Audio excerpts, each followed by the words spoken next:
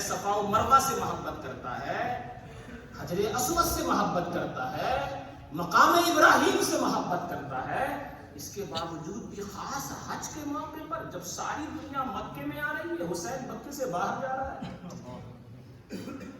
تھے ضرور کچھ ایسے حالات ہیں. مکہ شریف سے نکل کر کے کعبہ شریف سے ہٹ کر کے کعبہ شریف کو بظاہر الوداع کہہ کر کوفے کی طرف نکلے. حضرت مسلم بن عقیل رضی اللہ تعالیٰ عنہ کو پہلے بھیج دیا تھا کہ جاؤ، جا کر کے ہمیں آ کر کے بتانا یا خط کے ذریعے بتانا کہ وہاں کے حالات کیا ہیں. وہ بڑے بڑے تھیلے تھے، دیکھو لوگ کیسے بدل جاتے ہیں کس طرح سے. اس لیے میں کبھی کہتا ہوں جس کا دامن پکڑو نا مضبوطی سے پکڑنا، اور بہت سوچ سمجھ کے پکڑنا. بہت سوچ سمجھ کے پکڑنے سے پہلے 1000 دفعہ سوچ لینا، اور جب پکڑ لینا تو پھر بغیر کسی ایسا نہ ہو کہ بغیر سوچے سمجھے چھوڑ دینا. نہیں، پکڑنے سے پہلے 1000 دفعہ سوچنا، اور جب پکڑ لیا تو ایک دم سے سوچ بغیر سوچے سمجھے چھوڑ مت دینا. یہ بہت بڑی غلطی لوگوں سے کوفے کے اندر ہوئی. آج تک سینہ گوئی کرتے ہیں. لوگ سمجھتے ہیں کہ محبت حسین میں کر رہے ہیں. نہیں نہیں نہیں نہیں، محبت حسین میں نہیں ہے. وہ تو دعویٰ ہے ان کا کہ محبت حسین میں کرتے ہیں. محبت حسین میں کوئی سینہ پیٹا جاتا ہے، محبت حسین میں کوئی بالوں کو نوچا جاتا ہے، محبت حسین میں کوئی گریبان کو پھاڑا جاتا ہے. میرے نبی نے تو ان چیزوں کو حرام قرار دیا ہے. اور میں کبھی کبھی جناب والا یہ جملہ عرض کیے دیتا ہوں، ارے ہم اس سینے کو کیوں پیٹے کہ جس میں ذکر حسین ہو؟ ہم اس سر پہ کیوں مارے جس میں خیال حسین ہو؟ وہ سر پیٹنے کے لیے نہیں، چومنے کے لیے. وہ سینہ ایسا نہیں کہ اس کو پیٹا جائے، نہیں، اس کو تو چوما جائے. خیال حسین اس میں ہے، ذکر حسین اس کے اندر ہے. تو جناب والا وہ حضرت زینب بنت علی کی دعائے ہلاکت یا بددعا لگی ہوئی ہے. انہوں نے کہہ دیا تھا اسی ٹائم، اب پچھتاتے ہو میرے بھائی کو شہید کرا دینے کے بعد، آخر زمانے تک قیامت تک تم روتے رہو گے. آج جن کو روتا ہوا دیکھتے ہو نا، یہی اسی بددعائے اور دعائے ہلاکت کا اثر ہے.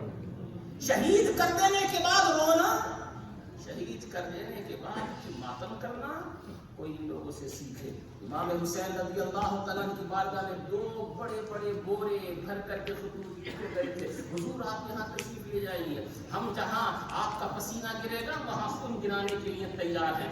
آپ کے لیے ہم اپنی بیویوں کو بیوہ کر دیں گے، آپ کے لیے ہم اپنے بچوں کو یتیم کر دیں گے. ہماری جوانی کی آپ نے ابھی داستان سنی نہیں ہے. ہم بہت زیادہ بہادر لوگ ہیں، آپ سادات کرام ہیں، آپ مولا علی کی اولاد ہیں. آپ ذرا ایک دفعہ یہاں تشریف تو لائیے، ہمارے جوش و جذبے کو تو دیکھیے، ہماری تمام تر چیزوں کو تو دیکھیے. آپ ہم بتائیں گے کہ آپ کو ہم کتنا چاہتے ہیں. امام حسین نے یہ خطوط پڑھے، اب آپ کے پر لازم تھا کہ جائیں. حضرت مسلم ابن عقیل کو بھیجا، تم جاؤ پہلے. وہاں گئے، جانے کے بعد اتنے میں ابن زیاد آ گیا. اختصار عرض ہے، اتنے میں ابن زیاد آ گیا. ایک دن کے اندر کیا حالت چینج ہوئی؟ عصر کی نماز پڑھانے کے لیے جس وقت مسلم ابن عقیل کھڑے ہوئے اور اللہ اکبر کہا، وہ پوری مسجد کوفہ، جامع مسجد کوفہ بھری ہوئی تھی. جب سلام پھیرا نا تو سوائے ایک کے کوئی نہیں تھا. یہ ساتھ چھوڑا لوگوں نے.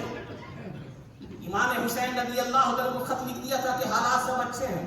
تو وہ بار بار روک رہے اس لیے تھے کہ امام حسین میرا خط دیکھ کر کے یہاں چلے آئیں گے. اپنی فکر نہیں، ان کو فکر تھی کہ حسین یہاں چلے آئیں گے، بال بچوں کو لے کر کے یہاں آئیں گے. یہ خیال بار بار ان کو ستا رہا تھا. آخر کار امام مسلم بن عقیل کو شہید کر دیا گیا، ان کے 2 بچوں کو شہید کر دیا گیا. امام حسین رضی اللہ تعالیٰ کربلا کی سرزمین کے اوپر 2 تاریخ کو پہنچے، سن 61، اور 10 تاریخ کو آپ کی شہادت. 3 دن تک آپ کو بھوکا پیاسا رکھا گیا.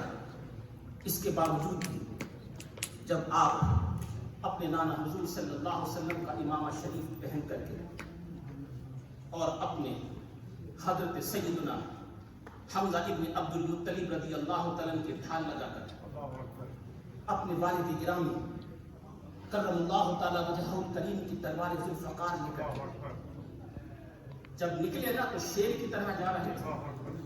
3 دن کا بھوکا پیاسا حسین ہے، لیکن پھر بھی انہوں نے یہ ظاہر کر دیا کہ علی کے خون میں کیا دم ہے. آپ بتائیں گے صرف بھوکا پیاسا ہی نہیں، یہاں پر بھی باپ کہے جانے والے لوگ موجود ہیں. مجھے یہ بتاؤ کہ اسی کے سامنے اگر اسی کے 6 مہینے کے بچے کے گلے کے اندر کوئی تیر مار دے تو اس کے اوپر کیا بیتے گی؟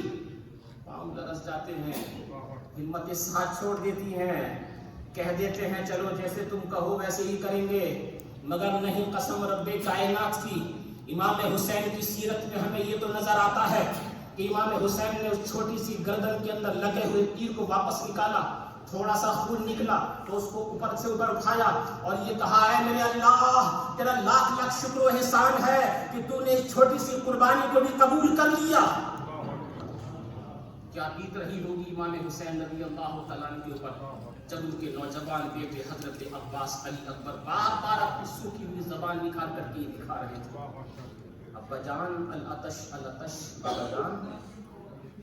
بابا جان پیاس لگی ہے، پیاس لگی ہے. اور آپ نے ارشاد فرمایا بیٹا اب تمہاری پیاس حوض کوثر پہ تمہارے نانا جان نہیں. آخری ربائی عرض کر کے وقت قلت کے پیش نظر آپ سے رخصت ہوتا ہوں.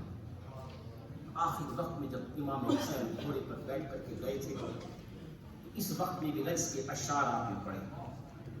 لوگوں تم سمجھتے ہو کہ میں بھوکا پیاسا ہوں، کچھ بول نہیں سکوں گا، جیسے تم پڑھتے ہو میں بھی پڑھتے سناؤں گا. والدی شمس و امی قمر، یہ ایک تاریخی چیز ہے جو آپ کے حوالے کرتے ہیں. آپ نے اس وقت کہا تھا شہادت سے پہلے لوگوں سنو، والدی شمس و امی قمر وانا الکوکب ابن النجرین، میرے والد سورج ہیں اور میری والدہ چاند ہے.